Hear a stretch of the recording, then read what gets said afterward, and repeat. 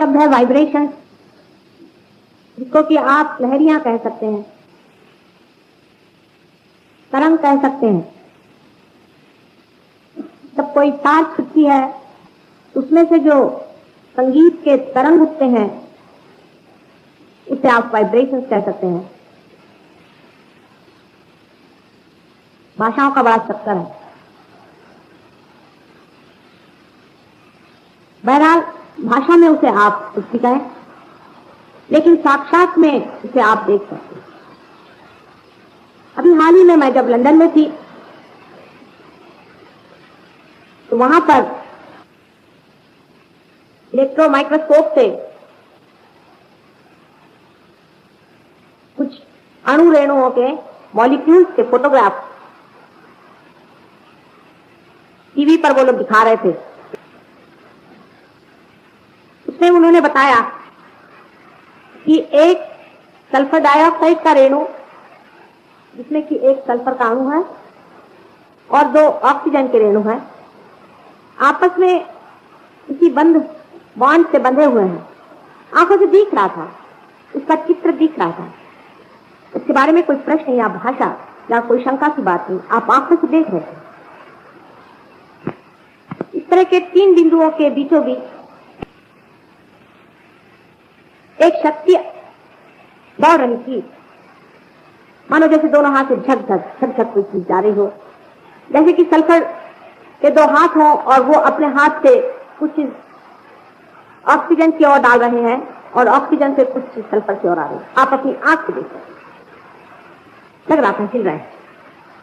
और उसके बारे में उन्होंने ये बताया कि तीन तरह के वाइब्रेशंस होते हैं, तीन तरह के तरंग होते हैं जो किसी भी मैटर में, किसी में जड़ पदार्थ में भी दिखाई देते हैं। जब साइंस ने पता लगाया है और इसके बारे में आदिकाल से संसार में बहुत से लोगों ने बताया है। ये जो वाइब्रेशंस चल रहे हैं, जो कि जड़ वस्तु में आपके दृष्टि के सामने साफ साफ नजर आते हैं, जिसके बारे में कि आप कोई शंका नहीं कर सकते, जो विदित है, जो दिखाई दे रहा है, ये वाइब्रेशंस क्या है? एक सल्फर डाइऑक्साइड के रेणु में जो अनंत अणु है वो किस चीज से वाइब्रेटेड है, इसमें वाइब्रेशंस क्या चीज है? इसके बारे में साइंस में एक शब्द वाइब्रेशन से सिवा और कुछ नहीं कहा जाता। ऐसे ही मैंने पहले भी आपसे कहा था कि हमारे हृदय में जो स्पंदन हो रहा है, इसमें कौन सी शक्ति है, ये अगर डॉक्टर से पूछा जाए तो सिवाय इसके कि एक ऑटोनॉमस नर्वस सिस्टम है, एक स्वयं चालित एक संस्था है, और कोई भी बात हमारे डॉक्टर लोग नहीं बता। इसका मतलब ये नहीं कि उन्होंने जो खोजा सो ज्ञान नहीं, ज्ञान है लेकिन अधूरा ज्ञान है, बहुत ही अधूरा, छोटा सा, उसका एक अंश मात्र है। इसको कि न्यूटन ने एक बार कहा था कि I am like a small child collecting pebbles on the shores of knowledge.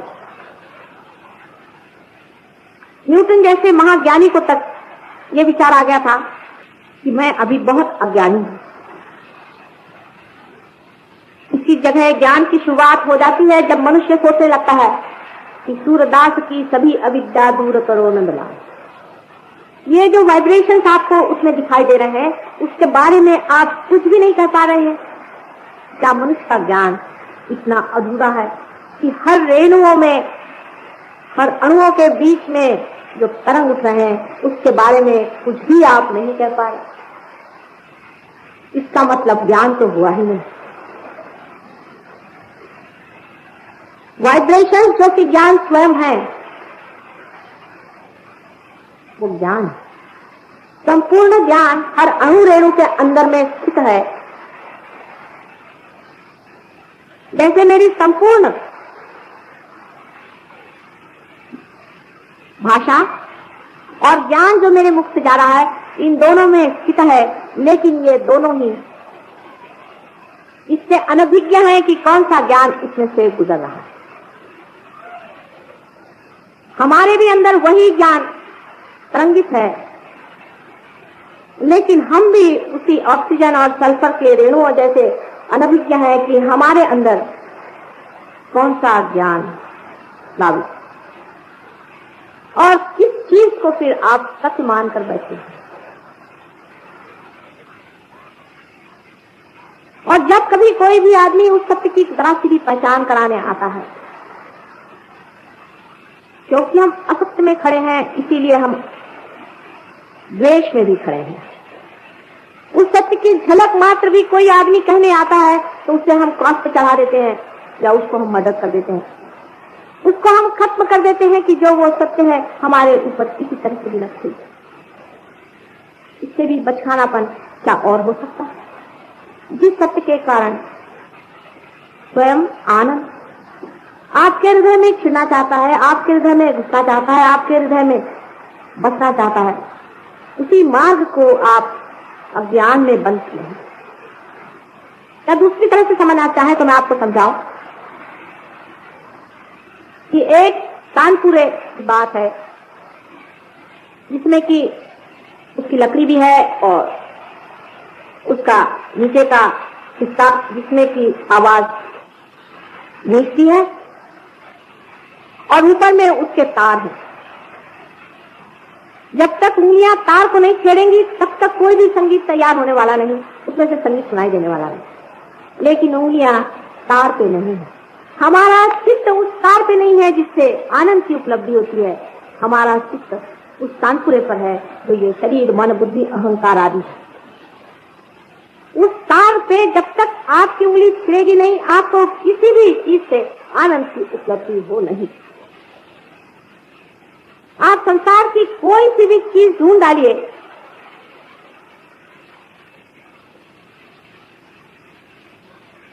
जो भी आपकी आज तक युगों से खोज है वो सारी ही खोजें आप कर डालिए, लेकिन आनंद की उपलब्धि तभी होगी जब सहज में ही आप उन तारों को छेड़ देंगे जिससे कि संगीत उत्पन्न हो।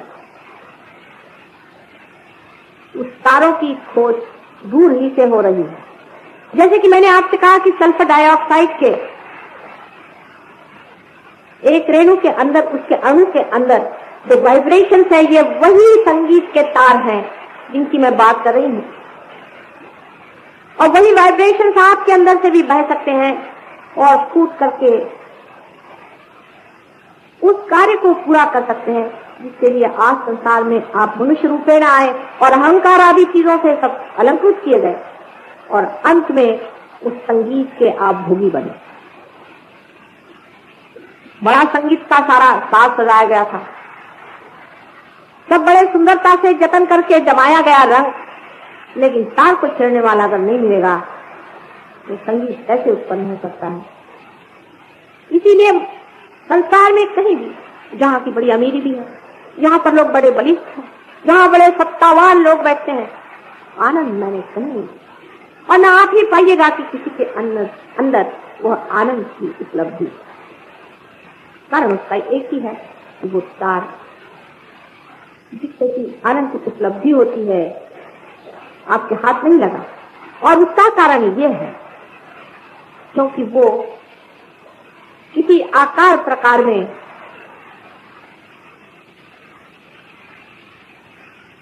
या किसी विशेष स्वरूप में नहीं होता है, उसका कोई भी स्वरूप नहीं। वो एक एनर्जी जैसा है। अगर आप कल बिजली को पकड़ सकते हैं तो उसे भी पकड़ सकते हैं, लेकिन आप बिजली को नहीं पकड़ सकते। उसी तरह से आप उसे नहीं पकड़ सकते हैं, हालांकि वो आपके अंदर है, आपके हृदय में स्पंदित है। आपके जितने भी स्वयं चालित कार्य हैं, शारीरिक, मानसिक, बौद्धिक, सब वही करता है और वही आपको अपनी ओर खींच रहा है। उसे जानना हमारे लिए परम आवश्यक ही नहीं, किंतु परम जीवन का लक्ष्य मात्र है। जब तक संसार इस चीज को सोचेगा नहीं, जब तक इस और पूरी तरह से दृष्टि नहीं डालेगा, तब तक संसार का कोई सभी प्रश्न छूटने नहीं। अभी लंदन में भी मेरी किसी लोगों से बातचीत हुई, अजीब अजीब लोग बातें पूछते हैं। एक साथ पूछने लगे कि वियतनाम में इतने लोग मर रहे हैं और आप अपना सहयोग क्या लेके बैठे हैं। मैंने कहा बहरहाल आपके बड़बड़ाने से वियतनाम का वॉर नहीं ठहरेगा। पहले आपके ऊपर कोई अगर बंदूक लेके आए और आपको मार डाले तो आप क्या करेंगे। मैंने कहा पहले बंदूक तो लेके आने दीजिए। इस वाइब्रेशन की शक्ति अभी तक किसी ने आजमाई नहीं। हमारे सामने तो ऐसे भी जरा सा ही कोई दुष्भाव लेके आए तो थर थर कांप करके उसके हाथ में वो डगडगाने लगते हैं। आपने से बहुत लोगों ने देखा। प्रेम की शक्ति को किसी ने आजमाया ही नहीं, और अगर प्रेम की बात करो तो लोग उसको हवाई बात समझते हैं। हालांकि अणु रेणु और हरेक मनुष्य के हृदय के हरेक बंधन में ही उसकी शक्ति कार्य करती है। प्रेम ही एक शक्ति है जो सारे सृष्टि का रचना सृजन सारा कार्य करती है। इसी प्रेम की शक्ति को लोग डिवाइन कहते हैं। नाम कुछ भी दीजिए, इसको समझने की बात है।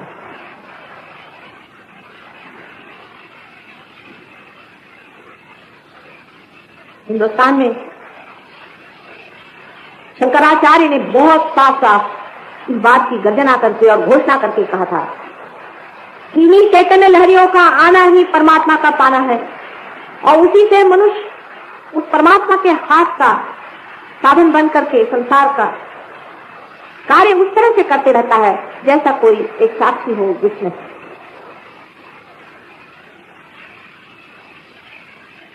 लेकिन शंकराचार्य को कौन पढ़ते हैं? मॉडर्न आदमी की बड़ी विचित्र दशा है। जब तक धर्म में अधर्म न लिखा जाए मनुष्य धर्म की किताब नहीं पढ़ता। तो विचित्र सी बात, टेक्स्ट लिखा न जाए तब तक वो धर्म की बात नहीं करता। टेक्स्ट और धर्म का कोई भी संबंध नहीं, चाहे वो आज हो चाहे अनादिकाल तक भी मनुष्य बात को सब न भी माने, समझे भी नहीं और उसके लिए कुछ भी कहे, टेक्स्ट का और धर्म का कोई भी संबंध नहीं। और ये हम सिद्ध करके आपको दिखा सकते हैं। सर आप किसी भी हमारे प्रोग्राम में आए, कुंडलिनी की जागृति सेक्स से संबंधित है ही नहीं। उल्टे सेक्स जब छोटे बच्चे जैसा हो जाता है तभी कुंडलिनी आपकी मां जागृत है। इस तरह के नवयुग में एक विचित्रता कंफ्यूज है। उस वक्त में वाइब्रेशंस का देखा जाना कम से कम इशारा तो इस ओर करता ही है कि मनुष्य चाहे किसी भी डींग मारे बहुत कुछ ही जान पाया, बहुत ही थोड़ा जान पाया है, बहुत ही थोड़ा। और जो नहीं जान पाया उसको सब उसने नाम दे दिए हैं बड़े बड़े, जैसे कि मैंने आपसे कहा कि वाइब्रेशन, और कहीं उसे कहता है कि स्वयं चालित संस्था, और कहीं वो कहता है कि यूनिवर्सल अनकॉन्शियस। संसार के सारे ही प्रश्न सहज योग से ही छूट सकते हैं। ये कहने पर भी लोग बहुत नाराज हो जाते हैं कि माता जी ऐसी कैसी बात है। लेकिन जो शक्ति सारे संसार को चलाती है, जो वाइब्रेशन हर एक अणु रेणुओं में प्लावित है, उसको अगर आप जान लें, वो आपके हाथ में से बहने लग जाए, उस पर अगर आप मास्टरी कर लें, तब आपके लिए क्या असंभव कोई बात है। मनुष्य शक्ति का पुजारी है। वो चाहता है कि हाँ अगर मेरे अंदर शक्ति आ रही तो मैं सहज योग करूंगा। उसे कुछ बदला चाहिए। असल में आपके अंदर तो शक्ति है ही, लेकिन वो कुंठित है। उसको स्वतंत्रता दे देना, उसको लिबरेट करना, यही कार्य सहज योग करता है। यही लिबरेशन है, यही मुक्ति है, जिसके बारे में कुछ हजारों किताबें मनुष्य ने लिखी। इसमें बहुत अज्ञानी किताबें हैं, बहुत सारी अज्ञानियों की किताबें हैं। ज्ञान की किताबें तो वो है जो कि रोजमर्रा हर एक जगह हमें जरूर देखने को मिले और उसका प्रूफ मिले।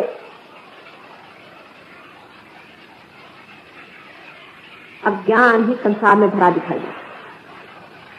जब मनुष्य को ज्ञान होता है, सिर्फ एक ही ज्ञान कि मैं कौन हूं, मैं किस शक्ति से बना हुआ और किस शक्ति में मैं स्थित हूं, एकदम उसका अंतर्मन बदल जाता है, उसकी स्थिति बदल जाती है, उसका तरीका बदल जाता है। और जिसे वो दुख समझता है, जिससे वो घबरा कर भाग रहा है, वो असलियत, वो वास्तविकता उसके लिए बड़ी सुंदर हो जाती है। सिर्फ ये वाइब्रेशन हमारे अंदर से बाहर निकले, उसके बाद इन्हीं वाइब्रेशन से आप जान सकते हैं, नॉलेज आ सकता है कि दूसरा आदमी क्या है। इसी से शुरू करें। दूसरा आदमी क्या है? आप कोई रियलाइज आदमी आता है, छोटे बच्चे आते हैं, 2-2 साल के बच्चे जो पार हो जाते हैं, जिन्हें हम कहते हैं जिनके अंदर से वाइब्रेशन कहना शुरू, तो किसी भी इंसान की ओर जब हाथ करते हैं तो बताएंगे कि हमारी इस उंगली में चल रहा है। आप अगर उस आदमी से पूछे तुम्हें क्या हार्ट ट्रबल है, कहना हाँ भाई हार्ट ट्रबल है, ये हृदय चक्र की निशानी है। इसकी गवाही यहाँ बैठे हुए कम से कम 50% आदमी दे सकते हैं। बिल्कुल सही बात है। आप उंगलियों पे उन्हें जान सकते हैं, छोटे बच्चे तक जान सकते हैं। कोई अगर आदमी आ जाए, आप फौरन बता सकते हैं कि ये आदमी किस दशा में, इससे कौन से चक्र पकड़े हुए हैं, कौन से सेंटेंस पकड़े हैं जो हमारे अंदर है, जिन्हें हम दिखा सकते हैं आपको। अगर आप हमारे ध्यान में कभी आए, इसके टाइम अगर आपको मिल जाए तो आप लोग बड़े बिजी लोग हैं, तो आप जान सकते हैं कि इन्हीं उंगलियों के ऊपर आप दूसरों को परख सकते हैं और जान सकते हैं कि कौन संत है, कौन असंत है, कौन दुष्ट है, कौन महादुष्ट है, कौन राक्षस।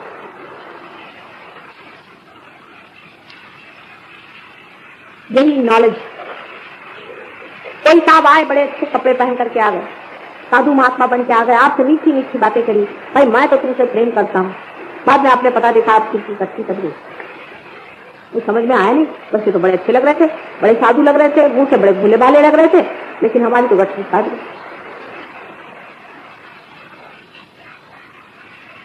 मनुष्य के बारे में अपने ही मनुष्य और मनुष्य के बीच में ही कोई आपस में ज्ञान नहीं। हालांकि अधिकतर मानव बहुत सुंदर, अत्यंत गौरवशाली,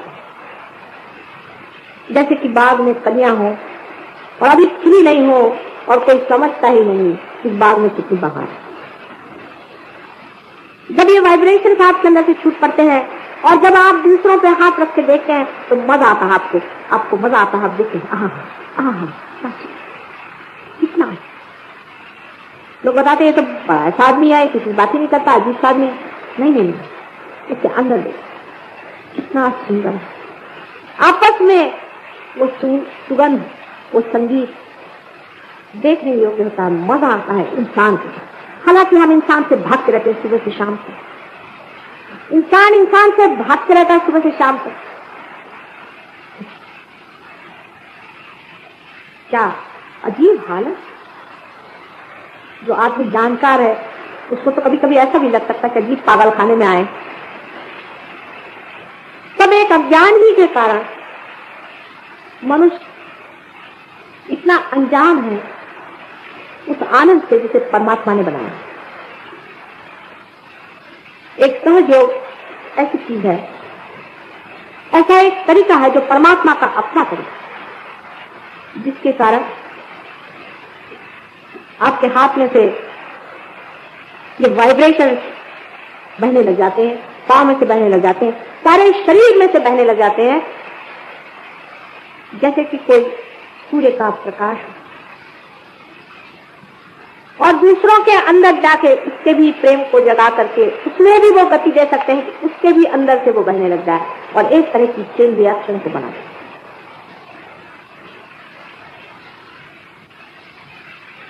लेकिन हजारों दीप जलाने के लिए पहले दीप से सज्ज हो।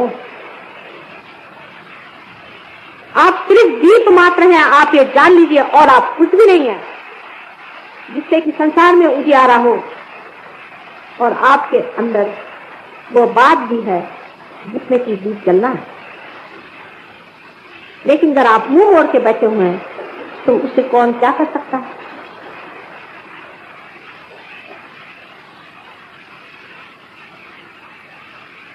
हमारा कितना विद्वेष, इस देश की तो विशेषता है, इस देश की तो विशेषता ही विद्वेष। किसी का कुछ अच्छा नहीं लगता, बहुत ही अजीब सी बात लगती है। किसी के घर में अगर फूल खिले तो हमें अच्छा नहीं लगता, पर किसी के घर में अगर कोई लाके गोबर डाल दे तो अच्छा लगता है। कैसा मनुष्य चित्र है, आपको बताइए। अरे उसके भी घर में फूल खिले हैं तो आपके भी तो सुगंध आएगी, आपकी भी तो हवा उससे सुगंधित हो जाएगी। विद्वेष के कारण ही हम इस ज्ञान से अधूरे रहे।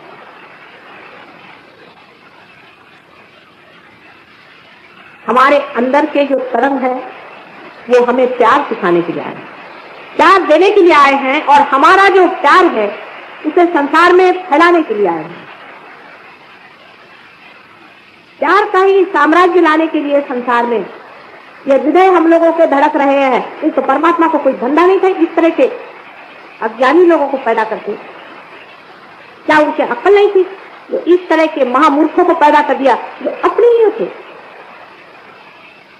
और जब ये ज्ञान हो जाता है एक बात पता हो जाती है, एक बात जो बड़ी सच्ची बात है, परम सत्य की एक बात समझ में आ जाती है कि अरे जो हमारे अंदर स्पंदित है वही दूसरे के अंदर स्पंदित है, और जो हमारे अंदर से वाइब्रेशन बह रहे हैं वही दूसरों के अंदर अपला रहे हैं टूटने के लिए और बहने के लिए। और ये जाना जाता है आपके हाथ से और उंगलियों से और आपके रीढ़ की हड्डी से, फिर आप सुनते हैं आपके सर से। मनुष्य को एक नए आयाम में उतरना, और उसकी व्यवस्था भी हो गई। लेकिन महज इसलिए कि मैं बंबई में आपके सामने बोल रही हूँ और कोई मैं बड़ी भारी लीडराने वतन नहीं हूँ, छाते मेरे दोस्ती नहीं लगे हुए, इसलिए मेरी बात में सुनी जाए। सारे ही संसार का प्रश्न फटाक से एक तन नहीं पार हो सकता है अगर सारा संसार को जो को मान्य करना, ये वो तो बड़ी कठिन बात नजर आती अभी फिलहाल। लेकिन कम से कम आप लोग यहाँ थोड़े आए हैं, जो भी लोग हैं आप ही लोग पार हो ले, और कुछ करना नहीं, सहज है आपकी के साथ पैदा हुआ। कुंडलिनी योग के बारे में मैं कल बताने वाली हूँ। कुंडलिनी क्या है? जो भी अज्ञान ही है, जब तक उसको अंदर न देखो, न जानो, न समझो, तो भी अज्ञान है। इस प्रेम की शक्ति को अगर अपनाना है, एक चीज जरूर होना चाहिए जिसको अबोधिता कहते हैं, इनोसेंस। आदमी अगर इनोसेंट नहीं हो तो कुंडलिनी माता जी उठती नहीं। आप ऊपर से बड़े शरीफ आदमी होंगे, दुनिया में आपका बड़ा नाम होगा, आपके बहुत फोटो छपे होगा, या बड़े भारी साधु महात्मा होंगे, आपको लोग भगवान करके पूछते होंगे, लेकिन कुंडलिनी माता जो है वो उठने वाली है। क्या करें हम? उसने तो द्वार पे गणेश को दिखाया हुआ है, जो स्वयं इनोसेंस ही है। या मैं इतना भी कहूं कि ये जो वाइब्रेशंस हैं, अगर प्यार है तो इनोसेंस। आदमी को थोड़े इनोसेंस की जरूरत है। लोग मुझसे पूछते हैं कि माता जी क्या करना चाहिए, मैंने कहा कुछ नहीं, आपने इनोसेंस कितना उसको जरा नाप लीजिए, उसको जरा तोड़ लीजिए तो अपने बड़े में इनोसेंस कितना आप चालाकी कीजिए, इसका नाप थोड़ा सा हो जाए। और आप ही के भलाई के लिए आपका बैंक बैलेंस है, आप हमेशा अपना बैंक बैलेंस दाख लेते हैं कि कितना है कितना नहीं, और उसी के अनुसार आप कार्य प्रवीण होते हैं, और उसी के अनुसार आप में अहंकार, निरहंकार आदि वगैरह आते हैं। और महज योग में जितना इनोसेंस आपका जुटा होगा जन्म जन्मांतर का, वो कैश होगा, खट। ऐसे ऐसे लोग जो देखते ही साथ खट से पार हो जाते हैं, और 4-4 साल से भी लोग रगड़ रहे हैं। इसमें कोई ऐसी बात नहीं है कि आपको बुरा आदमी है, कोई बात बुरा तो कोई भी मैंने देखा नहीं खास, जो यहाँ आते हैं कोई बुरा आदमी थोड़े ना हो। लेकिन एक बात है कि आप थोड़ी चालाकी खेल रहे हैं। चालाकी से परमात्मा नहीं जाना जाता, चालाकी मनुष्य की क्वालिटी है। अपने इनोसेंस को नाप लें। अब उसका कोई नाप नहीं, उसका कोई मापदंड नहीं, आप ही अपना जान सकते हैं, कोई तो और जान नहीं। इसीलिए छोटे बच्चे खट से पार हो जाते हैं, और पार होने के बाद में खुद ही खड़े होकर कहते हैं हम आ रहा है, और इनका ठंडा आ रहा है, इनका गर्म आ रहा है। हमारे यहाँ हमारी जो नातिन है 2 साल की है, वो कोई भी ऐसा वैसा आते तो घंटी बजाने लग जाती, फौरन जाके उसने घंटी लेके रखती है, याद आई है, फौरन जान जाते क्योंकि उनको गर्मी होती है, तकलीफ होती है। के बारे में आपसे इन्होंने गाना सुनाया था, बहुत बड़ी चीज है वो, बहुत बड़ी चीज है। संसार में आए हुए, संसार का कल्याण करने के लिए उनके विचारों के जल जल के हाथ अंदर चले गए, पैर जल जल के अंदर चले गए। ऐसे लोगों को तकलीफ होती है, राक्षसों से दुष्टों से।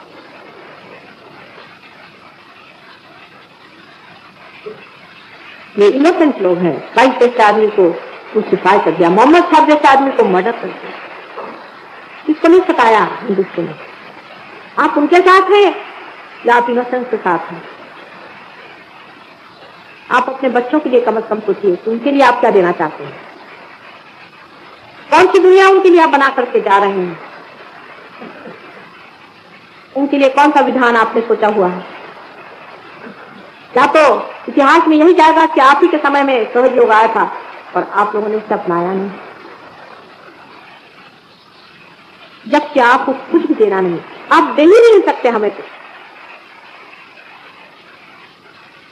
आप लोग रिसीविंग एंड पर बैठे हैं, आप हमें क्या दीजिएगा? तो जान लीजिए कि आप हमें प्यार भी नहीं दे सकते। वजह यह है कि आपका भी प्यार ही कहाँ है। पहले प्यार को जगा लीजिए अपने अंदर, तब आप और हम में अंतर ही क्या रहेगा? जो लेना देना बना रहेगा। देना कुछ भी नहीं, सिर्फ लेने की तैयारी चाहिए। जैसे गंगा कितनी भी जोर से बह रही हो, आपके दरवाजे से ही क्यों न बह रही हो, और आप अगर उसमें पत्थर डाल दें तो पत्थर क्या उसमें से पानी लेगा? उसके लिए घाघर तो चाहिए तुम्हें, और घाघर भी बनेगी सिर्फ इनोसेंस से। एक ही चीज, थोड़े से ठग लीजिए अपने को, कोई हर्ज नहीं। आप ठग गए तो कुछ नहीं जाने वाला, संसार की कोई सी भी चीज आपके साथ नहीं जाने वाली, सिर्फ आपके इनोसेंस को, अपने इनोसेंस को बनाए रखिए। जो लोग बड़े अपने को होशियार समझते हैं, सबसे ज्यादा ठगे गए हैं, क्योंकि जो मूल्यवान है उसे खो करके ये पत्थर मिट्टी इकट्ठे कर ले। सबका ही आप लोग भी आए हैं, कल सोच रहे हैं 8:30 बजे भारतीय विद्या भवन में मेडिटेशन फिर से होगा, लेकिन थोड़े लोग तो बैठे, तो हम चाहते हैं कि बातचीत से कुछ होने नहीं पा लीजिए। अगर कुछ बनना हो तो बन जाएगा, लेकिन पाने के बाद भी हम देखते हैं कि बहुत से लोग अपने घर में बैठ गए। मेरे पास इतनी शिक्षा लंदन में आती कि माता जी आपने तो हमारा कल्याण कर दिया, हमें तो बड़ा आनंद आ गया, हमारा तो ऐसा हो गया। उससे आगे क्या दीप इसलिए जलाए जाते हैं कि वो टेबल के नीचे रख दीजिए? पार होने के बाद आपको समझ लेना चाहिए कि आप चुने गए, आप प्रतीक हैं उस प्रकाश के जो संसार को प्रकाशित करेगा। अपनी छोटी छोटी मर्यादाएं तोड़ करके, उसके आनंद के क्षण जो आपको मिल रहे हैं उसको छोड़ करके खुले में आइए और संसार को ये प्रकाश दे। यही आप दे सकते हैं, सहयोग का देना यही है और बाकी कुछ नहीं।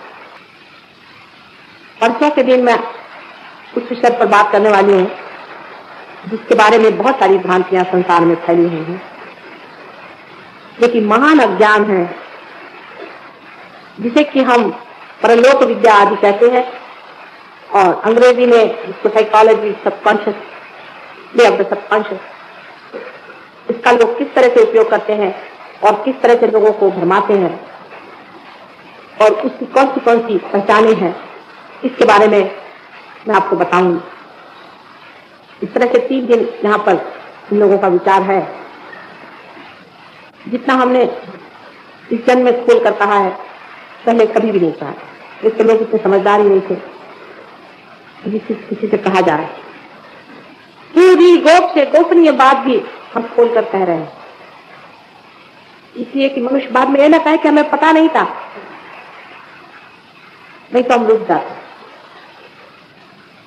लेकिन पूरी बात को आप सिर्फ सुन रहे हैं, जानना तभी होगा जब आप पार हैं। कुछ प्रश्न हो तो पूछ लीजिए, क्योंकि प्रश्न बहुत होते हैं अजीब अजीब से, और वो ध्यान के वक्त के सामने आते हैं। एक दो मैं आप ही को बता दूं जो हमेशा लोग पूछते हैं, कैसे कैसे कि इतने जल्दी इतने लोग पार हो जाए। ऐसा प्रश्न बहुत लोगों ने किया,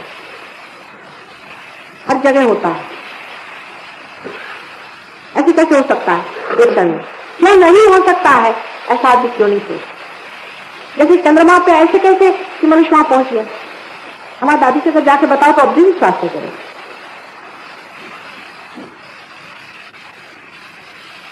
कोई चंद्रमा पे अगर पहुंच सकता है तो चैतन्य पे भी तो कोई पहुंच ही सकता है। कोई डिस्कवरी तो हो ही सकती है संसार में। अगर कोई चीज का पता चला है तो उसको कम से कम आजमा तो लेना चाहिए। आजमाने से पहले ही आप सवाल पूछने लगे कि साहब ये कैसे हो सकता है।